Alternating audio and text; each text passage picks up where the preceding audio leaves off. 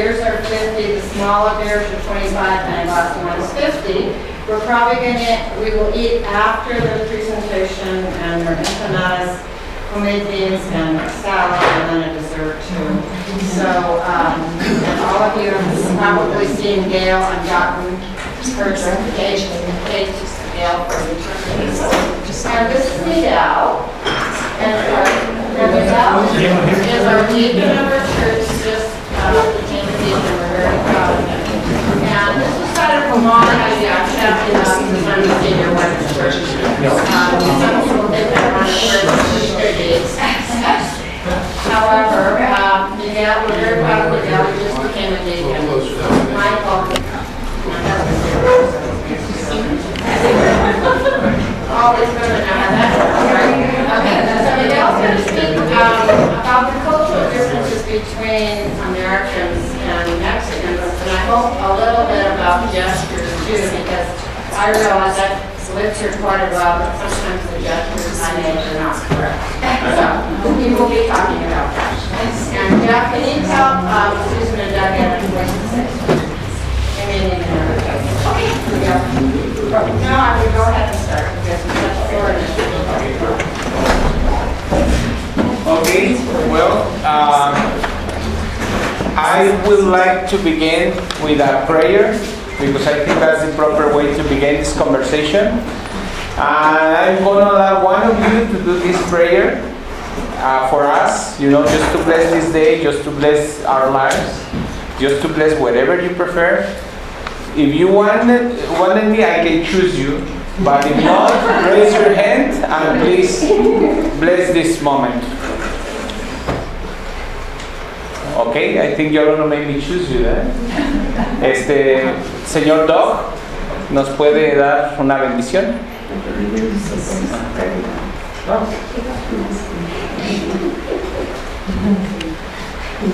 Let us pray. Heavenly Father, we thank you for this day. Thank you for this gathering. Thank you for Miguel's presentation. Thank you for the food we will receive. Pray that you help us to use this information for your honor and glory. In Jesus' name. Amen. Amen. Thank you so much. Well, I would like to begin by letting you know two things. The first one is that nothing that we say today, because I think we are going to have also the time to make questions or to make comments about this, is to offend anyone or to give a wrong perspective of what Mexicans are compared sometimes to you. Right now, sometimes we find compares, sometimes there is just no way. Okay?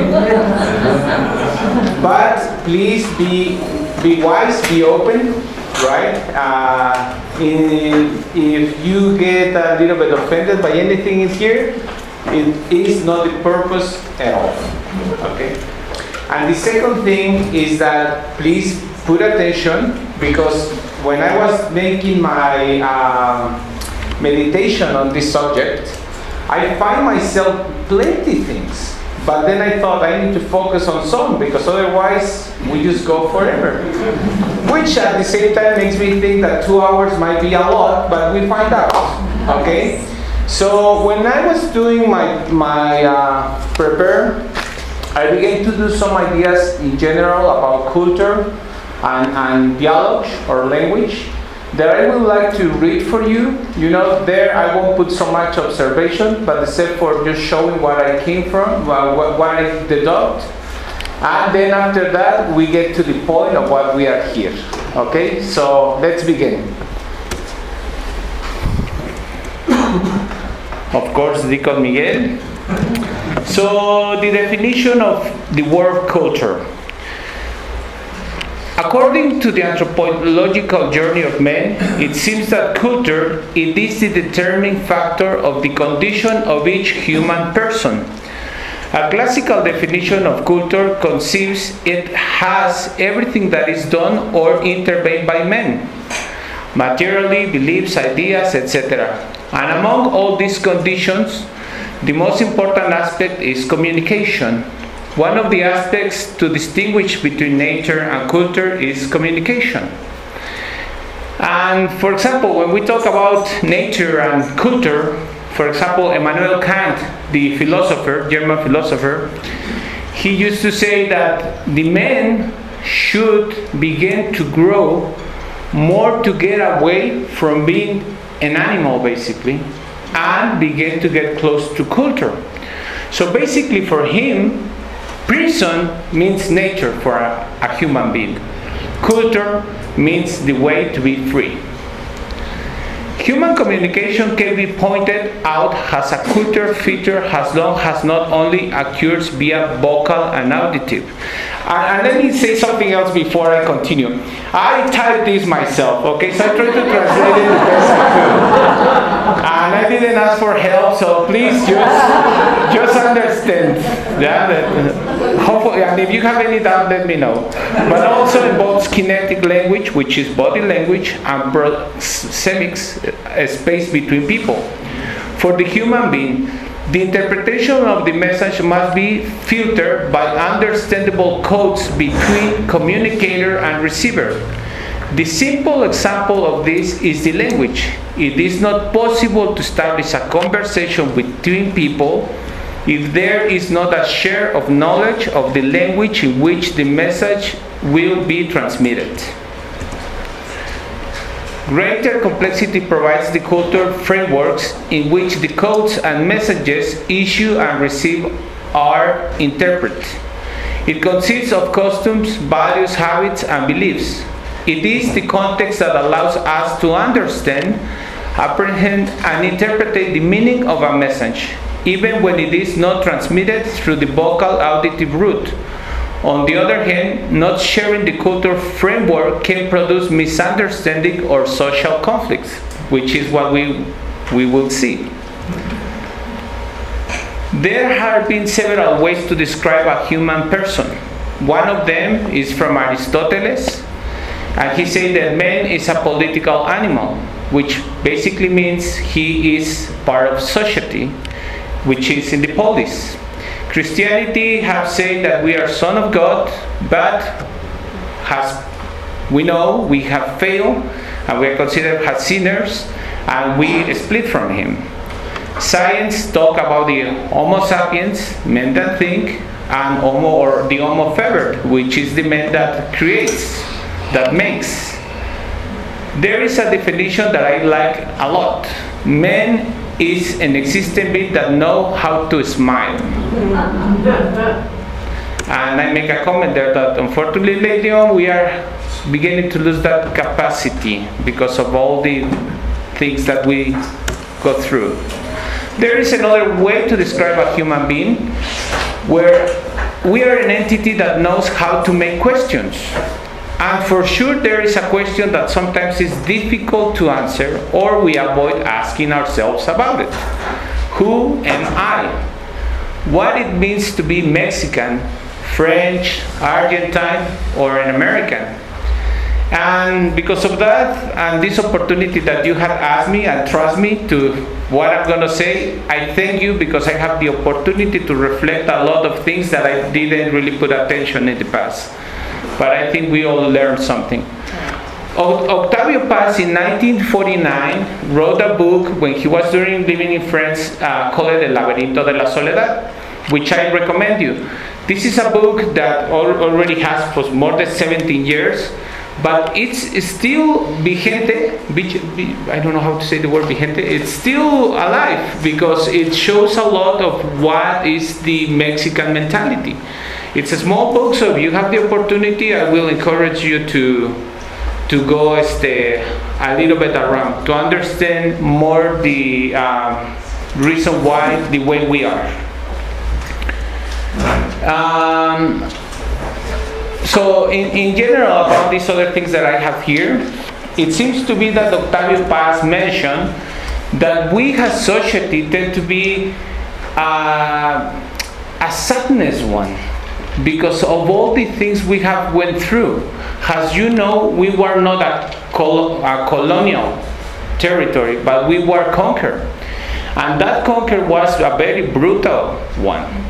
So these books try to explain most of the reason why our behaviors because of the fact of all this conquer that was very aggressive, and also all the moments that we have lost territory through war. So it seems like Mexicans have been always in a difficult position. Now, in the second sentence, I talk about how we, as Mexicans, depending where we are, in where geographical position, the way we believe and think. For example, if you talk to somebody who's living in the United States, a Mexican, who actually have moved over there, and this is not a joke. Last March I went to Dallas to make some work, and I was talking to a Mexican who had lived in the States for the last 20 years. He was from Michoacan. And when I was talking to him, he was saying, oh, you know, the only mistake that the United States of America have been wrong so far is that we haven't invaded Mexico, because that will be a better country. So this is a Mexican who had grown as a Mexican for more than 30 years, but already his way of living and sharing with another culture bring him ideas that are kind of funny, that I hope don't happen. But it shows how dependent where we are is the way we think. For example, if you talk about, I already went too far, if you talk about people who are from villages, right? Like even people from San Miguel can be one example. People like us are very quiet people. I'm a talker one, but usually there is people who really like to keep themselves hide, you know, because we really worry about what people think about us. So because we need to hide behind a mask, the only time we enjoy life and the only time we get successful with life is when we go to a prayer, for example. Like Dia de Locos, let's say. You have seen Dia de Locos? Mm-hmm. Everybody's behind a mask. And everybody's dancing and singing and screaming. I mean, I have been in several religious processions where I know people that they don't talk at all, but they scream and everything. It's like, what did you drink? Because I want some of that. And that's what happened most of the time with people from small places. Then we have also the Mexican who comes from cities. Those are people who are more rude, difficult to trust, because they truly feel better than the ones who live in province. Like if you talk to Chilangos, I think you have heard that word. Chilangos can be pretty nasty, but in general, I mean, if you go to Mexico City, if you are in the south area, everybody's kind and they are nice to drive and all of that, because it's like the wealthy side of Mexico City. But if you go to the north, I mean, come on, they are proud to don't let you pass by your car. I mean, their goal is that, I mean, just to put it in the context, the worst mistake you can make in Mexico City in that area is put your lights, you know, to say like I'm going to the right, because then they make sure you don't go. Yeah, so the best way to actually cross is to don't let them know you're doing that. Okay?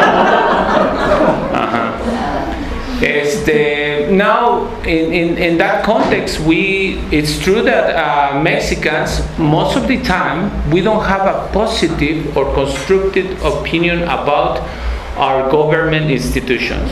And we can understand that. There is so much corruption. There is so much history that shows that we have people who really are there only to get power and to get money. But in the same time, when you are in a conversation with a Mexican, you never get to nowhere, you know, because we never have proposals to have a better environment. Everything is criticism and negativity. And I think that explains also part of the reason why every 100 years in the past we have a war, you know, because we just overreact of conditions that we could not understand. I think a perfect example, and I don't have that picture unfortunately here, but imagine that in the times of the revolution, for example, of Mexico, there's a famous picture where Zapata and Villa are sitting. Villa is the one sitting on the president chair, right? So they get all this fight and they sit on the presidential chair. After they took that picture, they get up and say, let's go. Because we don't know what to do with power. We don't know what to do with that. We know how to complain. We know how to make work. We know how to discuss things, but we don't know what to do with it. Because we just simply don't have a proposal mind. Okay. This so far is more about Mexico, but we get to have explicit. Relax. Okay. So knowing better a Mexican. Yeah, we Mexicans. Time and responsibility. Okay. I guess your laugh says about everything. Time has a different meaning. I just put a brief message, but even if you check the calendars from the Aztecs or the Mayans and all these cycles about their times, we do not care about the small percentage of time. Everything was in terms of, the moon going from one side to another. Part of the reason of not having such a great responsibility is because that changing with the globalization. This is beginning to change. There are more Mexicans who want to be competitive, but really we don't care so much about being wealthy or have to be a famous doctor or to be a famous architect. Let me tell you a history in special about time. Plenty of you know Michael Purr very well from Pro Musica. He's a very well friend of mine for a long time, talking about time. One time I was for the 20th time late to an appointment with him, probably 2008. And I remember he told me, that's enough. I don't work with you anymore. He shut the door and I was just like, okay, I don't get it, you know. Why? Because I was a Mexican. I'm a Mexican. So anyway, he opens his door again and he said, Miguel, sorry anyway, I cannot be that aggressive. Sorry, I want to apologize. Let me tell you something. He cried that day. He cried that day for the difficult time that I was giving him. For him, his time was such a priority. He needed to make an important call that day when I was late. So he was already late and in stress because of my attitude, but that was something that I could not understand. Now I know I have a very good friend on him, and because of that relationship, now for me it's difficult to work with Mexicans. Yeah, because I began to understand your language. I began to talk the way you understand time. For your time has a completely different meaning. And I remember when I was working in offices, or let's say, for example, when I was trying to be a political guy, I was such a frustrated guy because they say, we meet at 12 in Leon. And they will begin at 4. No joking. That was something at that time, something that was frustrating me because I began to have a perspective that was different. The reason I came to work to St. Paul's, part of the reason is because I wanted to have people respect my time. And I'm not a businessman. I'm not dealing with Donald Trump. It's just a fact that it is something that now it importance to me. But let's talk about not me. Let's talk about random people. You need to be patient. That's my comment. And I know there are particular characters that are Mexicans and are very good with time, because this is not infallible, right? But in general, you are going to deal with a culture where time is not the most important thing. We are not business people, and we are going to see why we are not business people. We'll see in this presentation later that we don't have so much motivations to be in time. We prefer to stay in bed longer than be on time. And that's the truth. If you used to tell me before 2008, Miguel, I see you at 2 p.m. at the church. For me, that means getting out of my house 2 p.m. 2 p.m. means for me get out of my house at that time, or even 5 minutes later. Other thing that is very characteristic of us. I'll be there in 5 minutes. Oh my God.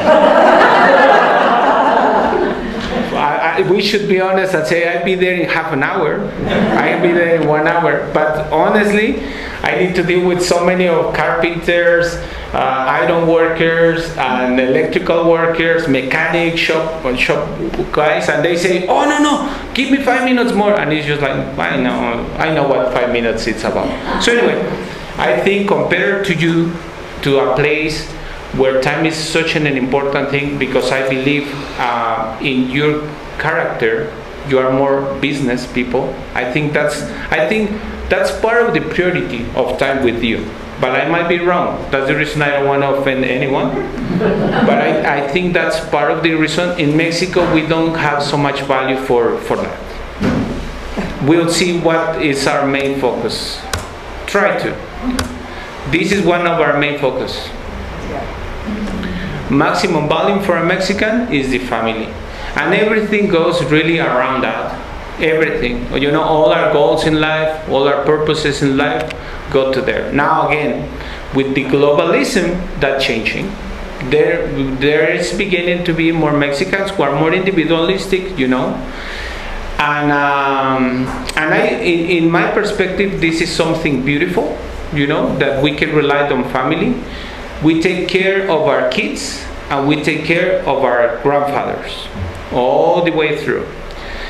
In the same time, this has a disadvantage, in my opinion, and we can talk about it and we can discuss it. But the disadvantage is that Mexicans, we don't know how to work as a community. So what do I mean? We put all our energy to our family, towards our family, but we don't work like you, which is another benefit you have. You see more as a community. I see how you come here to San Miguel and you create all these great ACs, Feed the Hungry, Patronato Pro Niños, Pro Música, this and that. And the only purpose to that is not the family, it's the community. St. Paul's themselves works for that.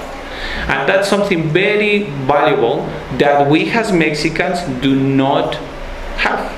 And again, there might be particular cases that do, but most of the time, we know how to live as families, but we don't know how to live as a community. If we don't have benefits, if the family doesn't have a benefit, we just don't do anything about it. And there are benefits and consequences, and of course we can chat about it. Please don't drop your beers to me. Okay, this is another good one. We don't know how to say no. This is a complex one. And I think the only person that I know so far that is doing so well is Father George. Father George knows that. And he's respectful then to the people he works around. Because sometimes we have something important to do. We have what is important for us, 15 años, a birthday party. But that's important for us. And then somebody asks us, Miguel, can you come and help me to move a piano? Or can you come and drive me somewhere? And I'm as a Mexican, just like, see? See? Because don't have the capacity to say no. For example, that's something I learned from you in here. I remember the first no. And I was just thinking like, what? Hey, can you do this? No, I don't have time. No, I'm doing something else. And I was just thinking, wow, what a beautiful capacity to be able to say no.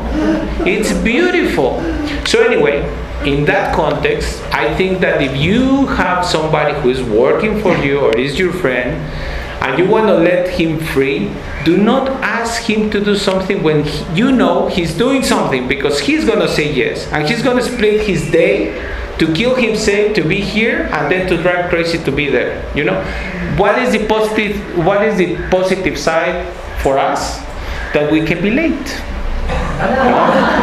We can be late.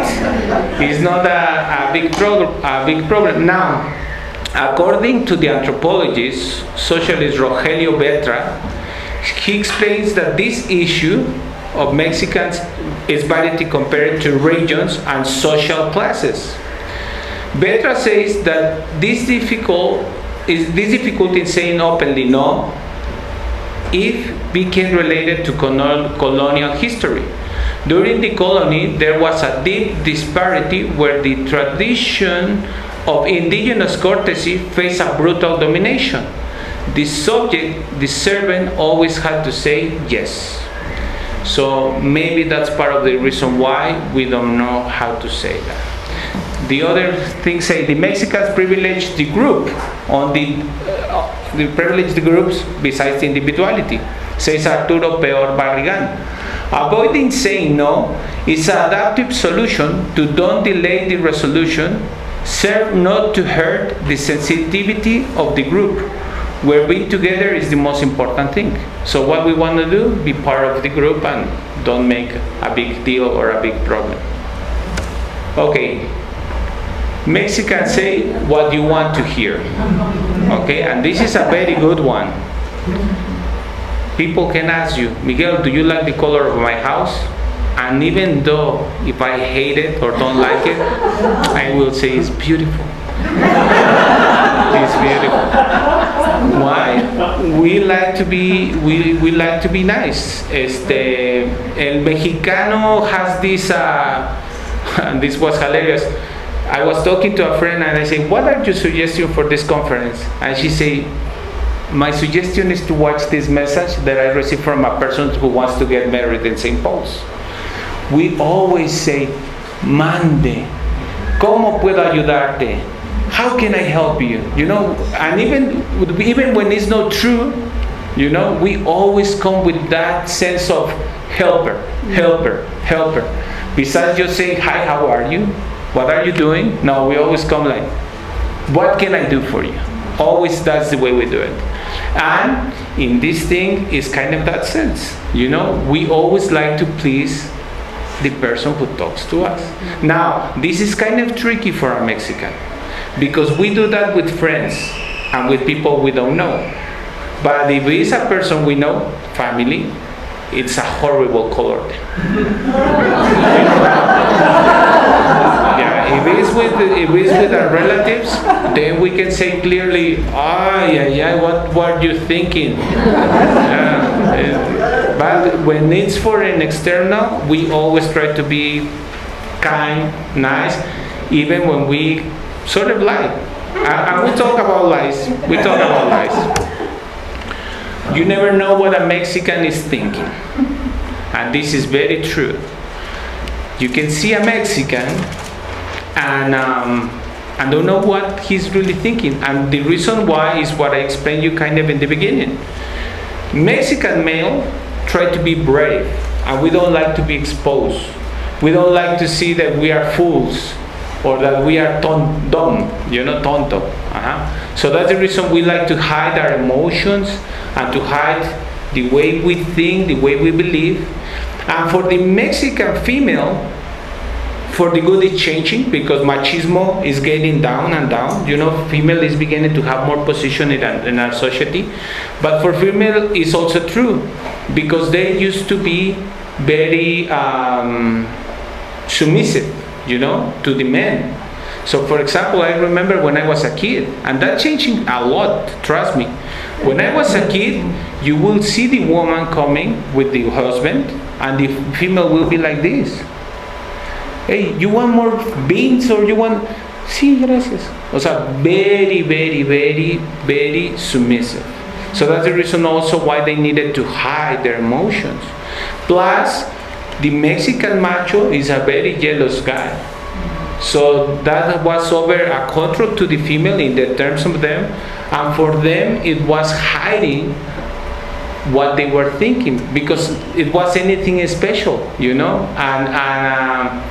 And it's true that sometimes when we talk we show ourselves. If we get quiet, there is no problem, and we can stay within ourselves.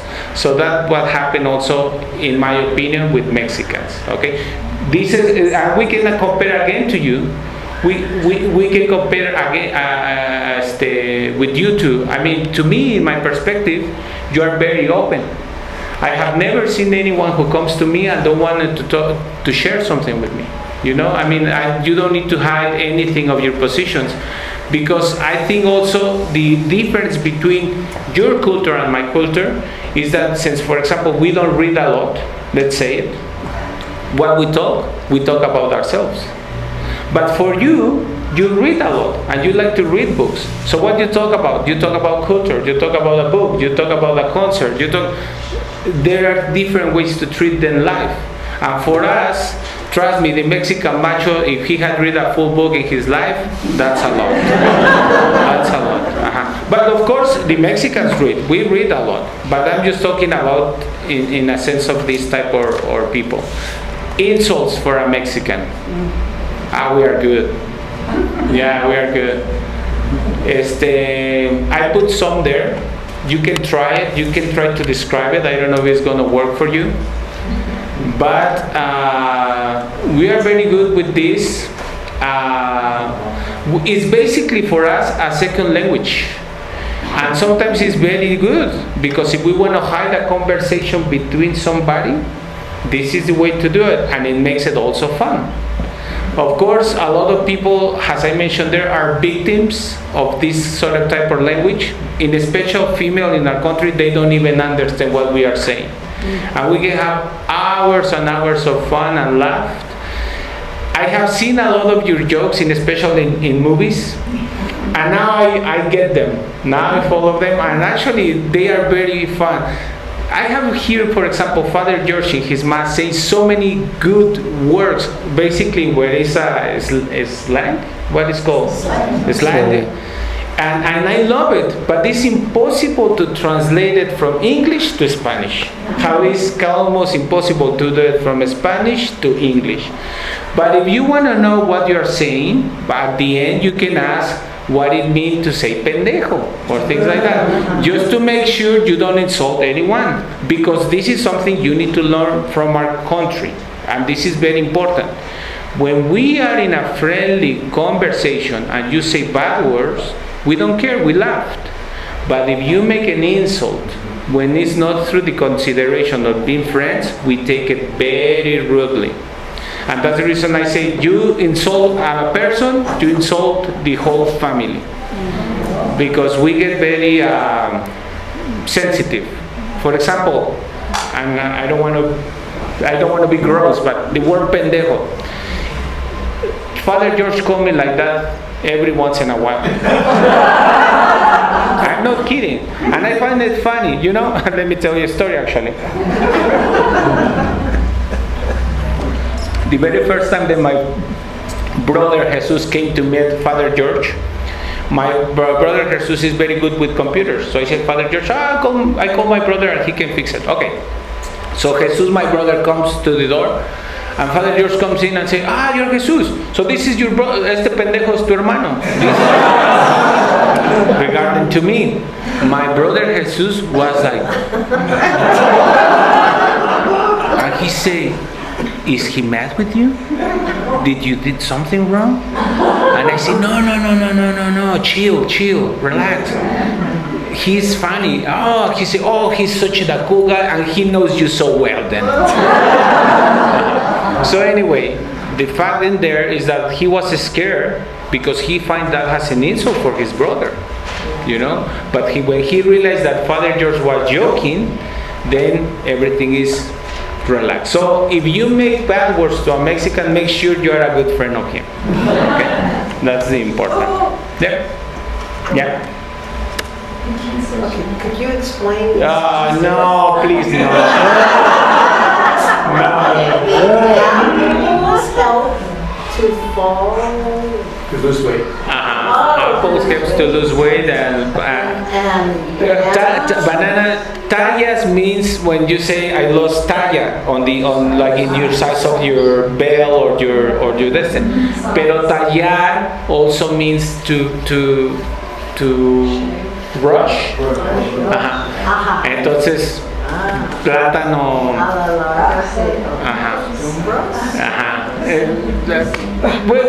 We talk about that. Yeah. I feel actually those are not rude at all. That's the reason I put it there. But this is kind of the second language we have. Okay. And then thinking about you, I have never heard that sort of type of language. I mean, I know your jokes, I can hear your jokes, but I have never seen you saying something that is like a second language, like albur or a slang language can be for us. But I might be wrong. And if I'm wrong, please teach me. Teach me how to do it. Okay, our great sense of humor and celebration. Well, you all know how we are. We do fiestas and pachangas and it's not a joke. We Mexicans can even ask for credits, loans, not to make more houses or to make more patrimony. We ask for money to make a party. We spend in a party money we don't even have, just for you to see how we really act through life. So I know this guy, his name was Antonio, he was a constructor worker. He came one day to my house and he was completely in tears, and I said, Don Antonio, ¿qué pasó? Y dice, the problem is that this is the 15 años of my daughter, which is a main celebration in here. And he said, but I don't have any more money for beers. And I said, Don Antonio, pues you have food, you have soda, I know it's going to be wonderful. And he said, what is a party without beers? So I'm not going to joke. For example, let's say this. In Argentine, when it was the World Cup of the 74, Argentine World Cup, people sold their houses and their cows to have a ticket to go to a stadium. That's the way they are passionate about soccer. Well, we are like that, but with fiestas. Don Antonio had a small bag that maybe cost $1,500. He sell it for $300, only to have beers in that party. So is the way to explain it, how we are so motivated to have it, and truly, pues we have very good parties. Your parties are very good in my opinion. I really love it, but they are more ceremonial, they are more quiet. In these parties, you have been in those, no? So it's a lot of color, it's a lot of fun. The music is pretty good. So anyway, that's kind of another attitude that we have. Okay, lies. And I even put a picture of myself with my friend. We lie for pleasure and for fantasy. Okay, so I mean, I guess all the world can lie or be honest. But Mexican lies are most of the time to create histories. For example, I put there this version of my friend. This is my very best friend Mauricio. He's a doctor. He has shared the way we met each other, because it's a funny story, 1,000 times, because he changed girlfriend every week. So we need to say the history again to the next one and to the next one and each time is better. And that's the reason we put there, le pone mucha crema a sus tacos, which means like he put a lot of cream to his steak. It's a phrase in Mexico. And the reason we like to lie then is just to make things like impressive. You know, sometimes I guess if some Mexican tells you his day by day, it will be boring. But with the sour we can put, oh my God.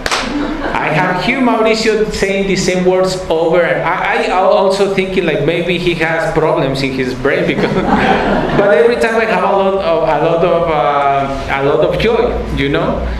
Now, compared I think to what I have experienced with you, I have never seen, I see dramatization. I have seen people very, like the other day I was talking with a guy for almost 2 hours about he was shooting, he was a hunter, And the way he was explaining, he was shooting these animals. We were so excited for him, and I was just like, kill me, please. I don't know how many times. It was not so much fun. And so what I'm saying is that you can exaggerate it, but if you can learn a little bit from the Mexicans to put a little bit more over, then a bear came by and he something like that, then everything will turn to a very, very beautiful Mexican conversation with fantasy and lies. And probably, I like that picture because probably that day we were laughing so much, not only because of the beer, but because probably Mauricio were telling me something with lies and fantasies. For sure. We bring our own guests in a party, we get invited. Oh, this is a good one and an important one. So be ready to have more food if you invite me. Yeah, just recently, but this you won't believe it. I invite a guy. He's an iron guy, and he did such a good work in my house that I say, Bernardo, please come to my house. I'm going to have a celebration with my dad and mom, and I want to invite you because you have been so nice to me. And Bernardo said, oh, sí, thank you so much. When he came in, I just began to see 1, 2, 3, 4, 5, and I was just thinking, I don't even have enough food. I needed to order pizzas that day. So anyway, this is an important one because if you invite a Mexican, maybe expect to put a little bit more, which doesn't happen with you. Because you will ask. You will ask. I have experience, truly, that if I have shared something with you, you will say, can I bring my mother-in-law? Oh, my brother is coming from the States. Can he come? And then, of course.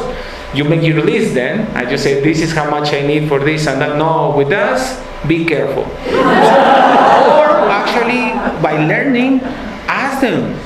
How many members are you willing to bring? Now then, don't invite too many Mexicans because otherwise, your house won't even have enough space.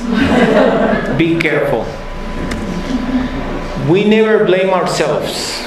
And this is a funny one too, because let's say that I'm walking right now and I hit this German, drop his glasses and broke it. But I will never say, oh, I broke his glasses. I will say, the glasses broke. Se rompió, se cayó, se quemó. Like aquí se quemó. Mi esposa es perfecta para eso. That's beautiful. And I like to say, actually, my wife is a good example, and me. Because sometimes I tell my wife, what is the problem to say, I screwed her out? I let the beans on the fire and forget to turn her off, and now the house smells terrible. No, she never will say that. And we as Mexicans always used to say it in a verb that is accidental, Ay, it breaks. See, no, you break it, I break it, but we just don't have that capacity. There is a guy who is a sociólogo, Zunzunegui, is from Mexico City. He said that we have something that is called esquizofrenia. Okay, it's not schizophrenia, but esquizofrenia, because we say, es que llovió. No fui a tu casa porque llovió. No fui a recoger la basura porque el perro me mordió. We always have es que. And also one that we like to use a lot is hubiera. The hubiera is something that doesn't exist in town. Because it's a way of saying, if I have done that, this won't happen. But we tend to use that a lot. Hubiera, if I have done studies for doctors, I won't be working for a church.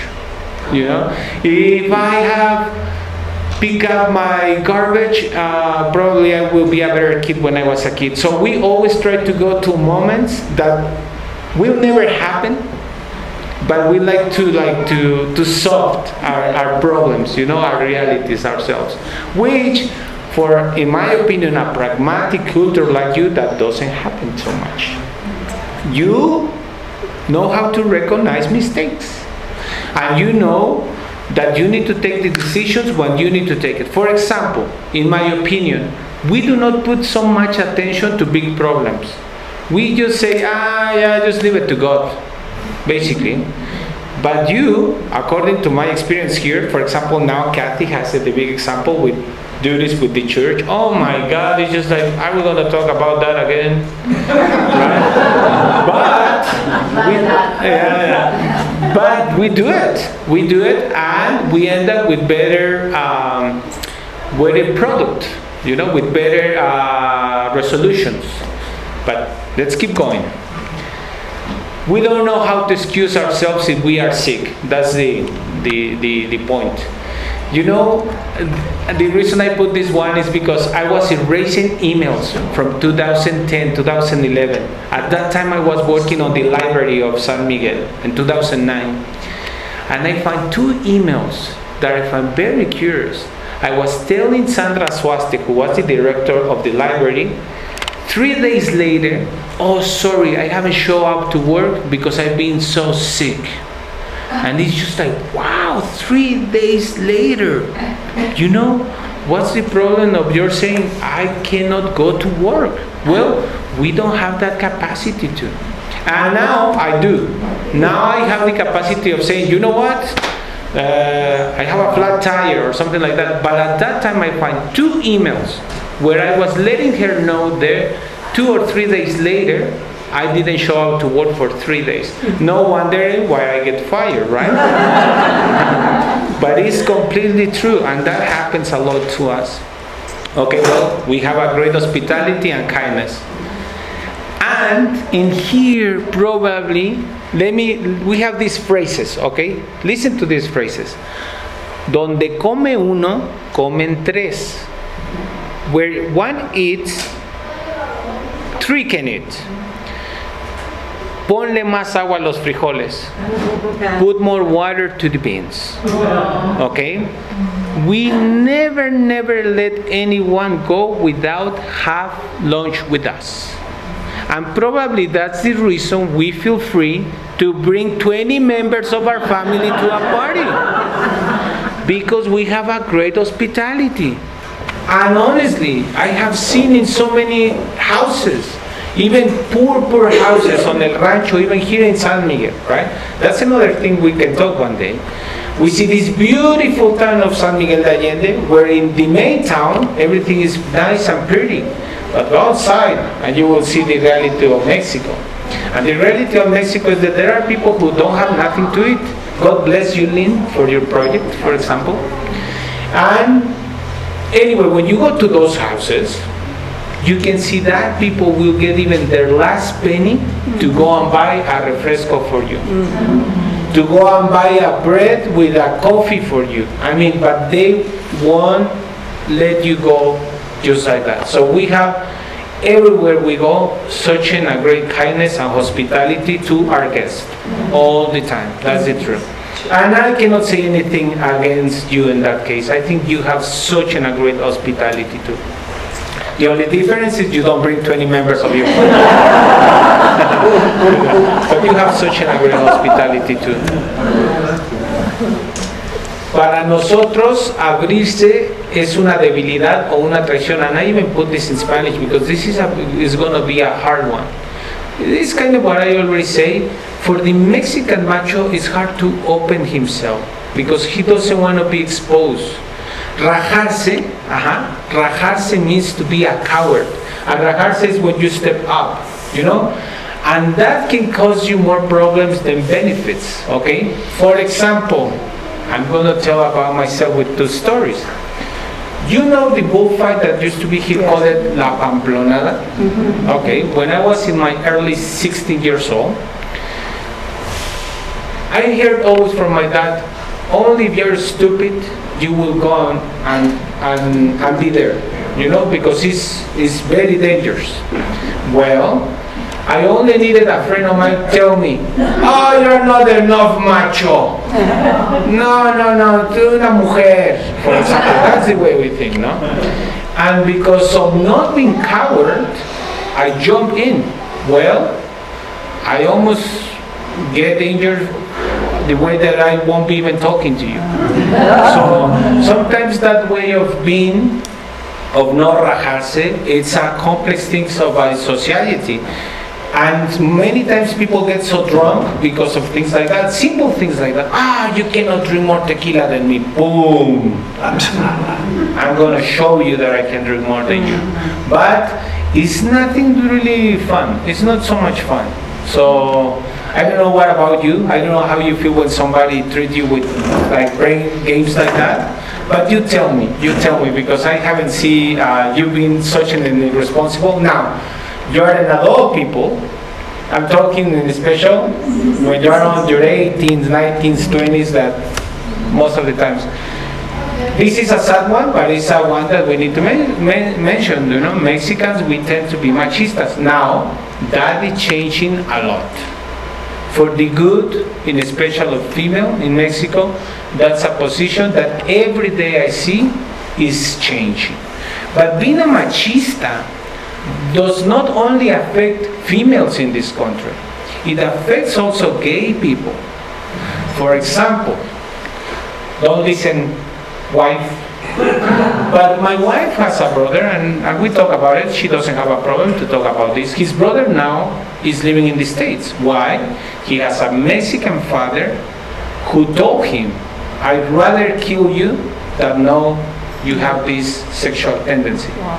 And that's the Mexican macho. Now, the father of my wife is an adult man that is not going to change his conceptions anymore, right? It's just going to stay that way. But still in Mexico, again, if you are part of the city, you might not see that anymore so much. But if you go to the country, the reality is completely different. And I'm not afraid to say that there's still 60% of machos in Mexico still. Mm-hmm. And probably I'm a little bit too positive. Mm-hmm. But that's something to be mentioned. We prefer to speak in diminutivo, yeah? Right? And the reason we like to speak in that way is because we don't want to be in problems. I only drink a little bit of your glass of water, you know.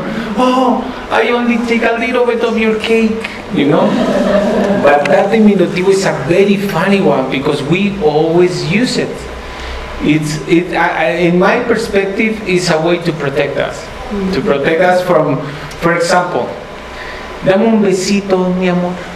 And my wife might say, no, I don't want to kiss you. If I ask for a kiss, it hurts. If I say, give me a kiss, it hurts. But if I say, give me a little kiss, and she say no, I'm already like, hey. So I think that's the reason we always talk with diminutive, because it's a way for a Mexican to avoid being hurt. What do you use to avoid being hurt when you talk to someone? What sort of type of language can you use to avoid? Think about it and we can talk. The Mexican does not deny death. He makes friendship with death. And that's such a true thing. And I think in my perspective it has two aspects. One of them is that it creates again a time for party. For example, Day of the Dead. Oh my God, it's huge. And it's something that we just love. So much color, so much light, so much music. So it allows us the opportunity to do party again.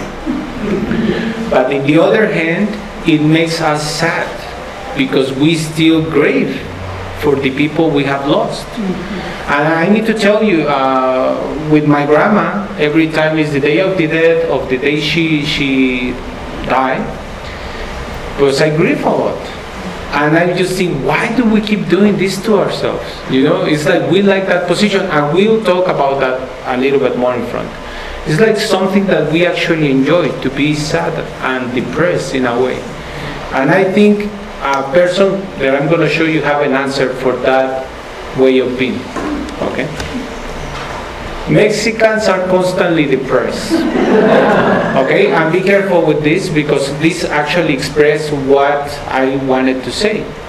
I think that's the reason this country has so much color and music and everything, because we have this way, even now, You know, when we think about narco, so many people lose in our families, but we still keep going. And the reason we still keep going is because we have other side of living the life. We see each actually all this color that you follow in love, I guess, when you come to Mexico. But I think the reason we have so much color and so much music is because we have grief. And honestly, if we put música ranchera on Spotify, okay, it just has an exercise.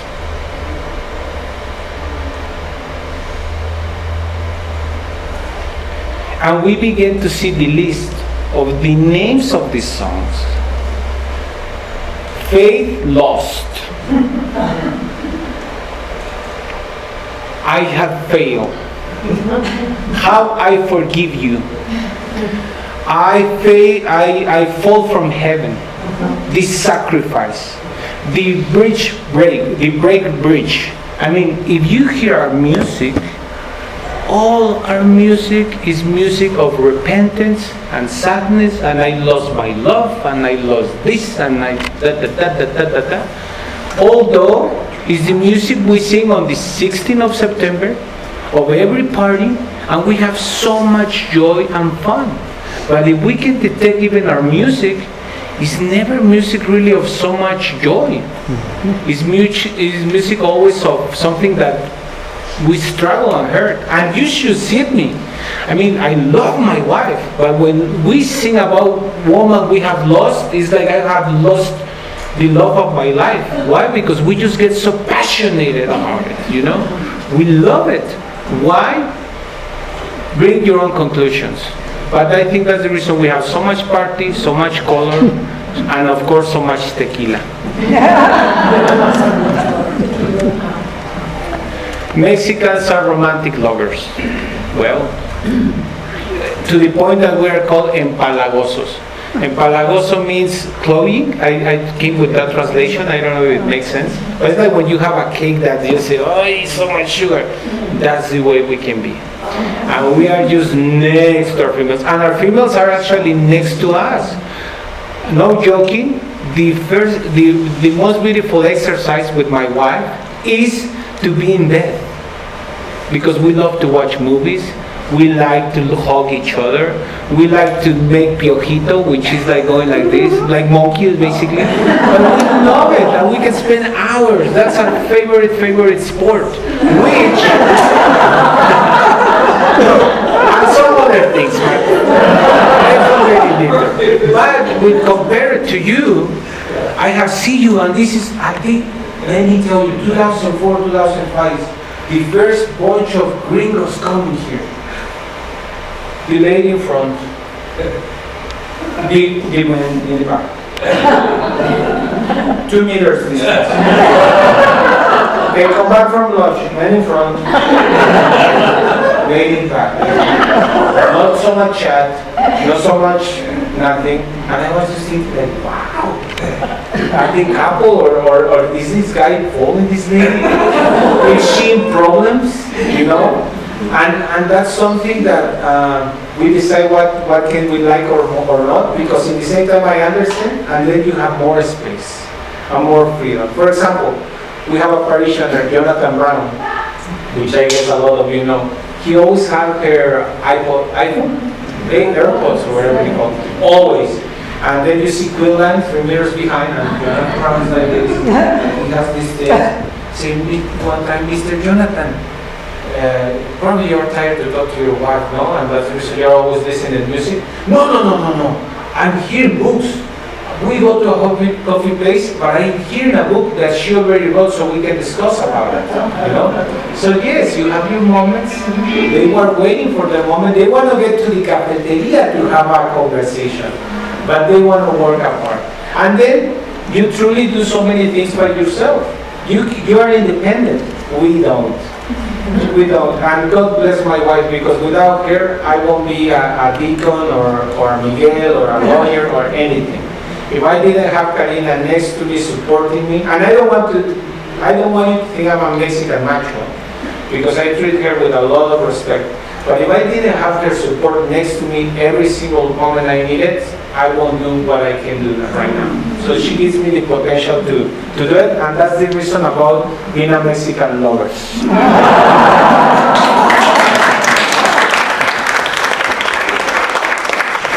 Okay, this is the funny one about after you break up as a Mexican lover. Okay, I used to hang out, believe it or not, with a lot of ladies from the United States. And again, my wife knows this, okay? So don't worry. I talk because she will be here, and this is something we talk before. I say I don't want to be in problems. And I remember when they used to break up with me, for example, they would send me a message. You know, this is not working out. I decide you have a good life. Bye bye. That's it. We Mexicans, we cannot do that. We need to go, make an appointment, have a fancy dinner. So even the person gets confused because she might say, or he or she, this guy loves me or she loves me so much, but by the end saying, you know what, it's not you, it's me. And then we start with the movie. And we are like that. And you know, I was reflecting on this, and so many of the ones that I did, because not only they break my heart, I did it sometimes, unfortunately. I needed to go and excuse myself. And I was remembering, for example, with Alejandra. I needed to go with her and say, Alejandra, you know, you have such a good values. I mean, you just need to go like, oh, you're the best, blah, blah, blah. But I'm a lost soul. And I need to find myself. Why do we need to do this? I don't know. And this is something we don't only do with love, but we also do with friendship. If we need to break up with a friend because he insulted our dad or our wife or something, we have our time to talk with them. And I honestly, in this way, I prefer your way. Unless she's enough, you know? You don't need to spend a fancy dinner to say that. Okay? Mexicans are happy. And this is so true. I know, for example, we saw the one before that it seems like Mexicans, we like to be depressed. On the other hand, to me it's unbelievable how we can be so happy. I don't know how many of you have had the opportunity to go to Cuba, because I know it's difficult, but I have done it. And when I went to Cuba, they have such a difficult life, truly. They suffer because of their system, because of all what we know. But they have this beautiful, beautiful capacity of being so happy. Let me tell you that I have never seen another culture in my life that is more happy than a Mexican. And there might be other countries, but in Cuba, oh my God, you know what it means to be in El Malecón, hearing guitar, playing poker, doing chess, enjoying life, because they don't even have a work. So what the best they can do is go and play chess with the neighbor and talk about Castro and how they hate them and blah, blah, blah, and this and the system. But that kind of happened with the Mexican too. Even with all the grief, even with all the narco that is an actual reality, we still are a happy, happy nation, I can tell. And we find our ways to make it that way. I cannot say anything else besides about you, because in my perspective, or you have been lying to me for the last years, or I find you have a very happy community too. You know how to stood up and enjoy yourself. Now, the difference I see between you and us is that we like to share that happiness. And you are a little bit not so much of a sharing. If there is a party, you might. If there is a moment to do it, you might. But day by day, only because of no reason, I didn't find that. For example, I have been in New York, in San Antonio, Texas, in several places. And in here, if you ask a Mexican, oh, where is this place? You might end up in his house having lunch with him. But in there, it was kind of like, I don't even want to talk to you, you know, like, you're ugly. No, I'm just kidding. But I didn't have that connection, you know. So I think there is, you have this capacity, great capacity to be happy, but you just don't show it so much. And in our case, if you get close to us, We want to hug you, kiss you, and want to make you our best friends. That's what we want to do as Mexicans all the time, no matter who that is. So this is a little bit of an extras, okay? Because I know this will be also very long. We like sports, but truly our favorite sport is soccer. Stop thinking about tennis, American football. Don't invite me to see American football. If you don't talk, I go. but yeah, I don't even understand. You know, I don't even understand. And that's the thing. I see people. Oh wow, what a tackling! You saw the 63. You saw the 63. And I was just like, oh, when they score. Other thing that is true for Mexicans is that we don't let our sick to die. And I think the reason is because we prefer to keep them suffering before that we suffer after them. And that's not a very good one, you know? And that's not a very good one. Actually, for example, the Bishop William Gregg, I remember when I began to work with him, I was so sensitive when the first parishioner died, when I was the secretary here. I was, Obispo, you know what, so-and-so passed away. Oh, she died, she's dead. Don't come to me like that. And he said, that's the way life is, you know? And that's kind of this difference we are talking about, you know? You can handle very well when somebody needs to die. And you, actually, I have seen you encourage him because it's a way to transcend, to have peace. For us, it's kind of complex. Let's think about, again, the Day of the Dead. Even when they are dead, we still, with them, we are so attached, you know? Which for you are more liberal. And God bless you for that, because I think we need to learn in that aspect so much from you. Truly. Because in my experience, there are so much people who suffer for more, a month, 2 months, just because really we are pushing them to stay.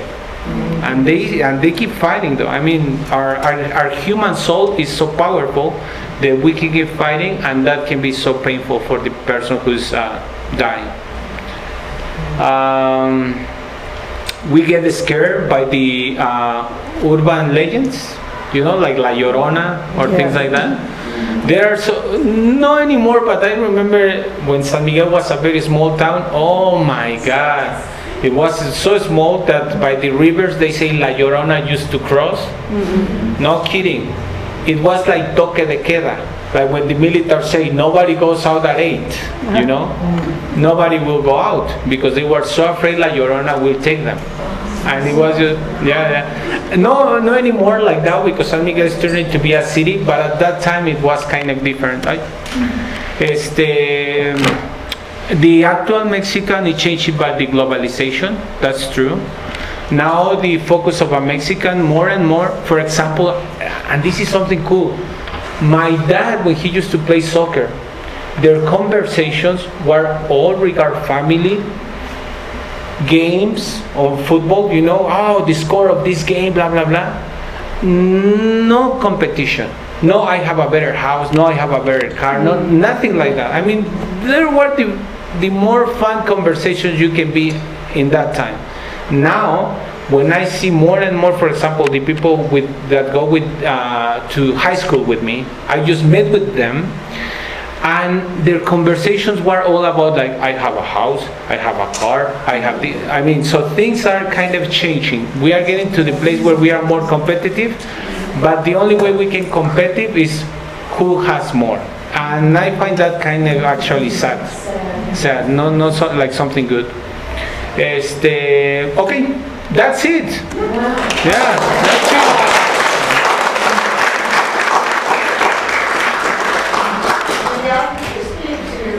Gestures that Mexicans make, like passing, things like that. But some of your gestures are different than ours. Just like las gesticulaciones. Okay, yeah. And thank you to remind me that. Let's begin with this, okay? Actually, this is the way we begin this conversation, Gail, and it's fair to mention it today. The day that we were at Kathy Laps's house for the vestry, I told you what happened with Pepe. You know Pepe, our sexton, right? He's so helpful always. He's always ready to help. But sometimes you are so individualistic that you like to curb your things. You know, like I have seen so many of you bring a box and you don't want help. You don't need help because you like to do the things your own. Pepe always comes. Le ayudo. Y entonces, no, I do it myself. So you go. The problem with that is that Pepe lady thinks that you don't like him.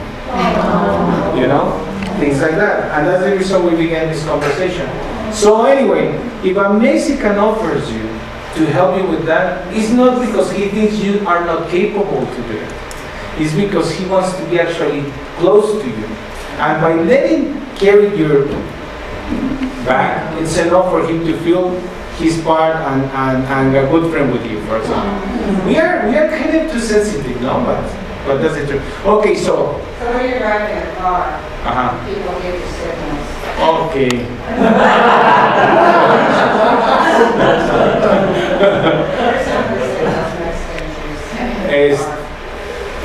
You know? At one time, Michael did let somebody go in front of him. What signal was that? When you did not let him go, it's like one person goes to the front. Yeah, for example, in San Miguel, one that is very common is when you are driving and you are about to cross the street, and you know we go by one, except when the Chilango, so be careful. Friday and Saturday, forget about the by one. But one expression we have to say that in the car is do this. Yes. Exactly, which means it's one and one. So if you see that, that's what you're saying. Basically, it's like it's my turn. You know, I would love to say more about gesticulations, but probably if we do it again, I will think about it and do it because here's one. I did realize. This is come on. Exactly. No, just go up and down is come on, not. English, you would say this. You would go like this in Exactly. English, but. That's correct. Another one that is very good one is when we go like this. Yeah, this is like, can I have your attention please for a little bit? And this is a very, very common one. Yeah. Yes. What's with all the fireworks? That's a tradition that we need to begin to change. In my opinion, it's a difficult one. Really, it has to do most of the time always with saints, with processions. And I don't know why we like to get so early. Like, I don't know why if the guy has a bad night and he say now everybody wakes up or something like that. But most of the time fireworks has to do with processions. And also in San Miguel, it's true that it's for weddings. Because so many people get married on the afternoon and they use fireworks for that. Yeah. But in my opinion,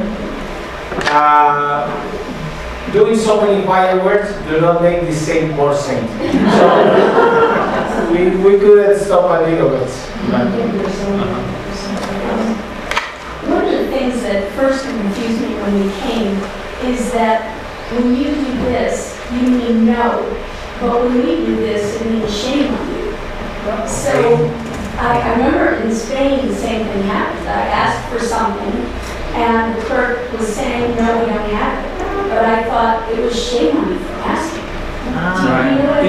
It could be, because actually that's a history we do for kids. And I think that's something that's true for you too. Yes. When we go like this for a kid, exactly. It's just kind of like when we are punishing one. So it could be wrong understood, when we do something like that. Another one is like in Mexico, try to avoid to appoint a person. Even if you say, oh, is that person? Try to avoid it because that can be offensive for us. You have to do that. So for example, let's say I'm here and I want to say, oh, go and talk to her, If she's not watching or he, it's fine. But if you do it like that, yes, we see it, we begin to get kind of a little bit how to say it, we begin to be paranoid. Why are they talking about me? Exactly. I think the best way to say it is this way. Yeah. That's enough to say, mira, he's right there, but if you appoint, it's like, exactly. Yeah, exactly. And for example, you don't do this, right? Okay. And of course, the middle finger, I think that's internationally known from everybody else. Isn't that a driving sign? Yeah, of course. Anyone?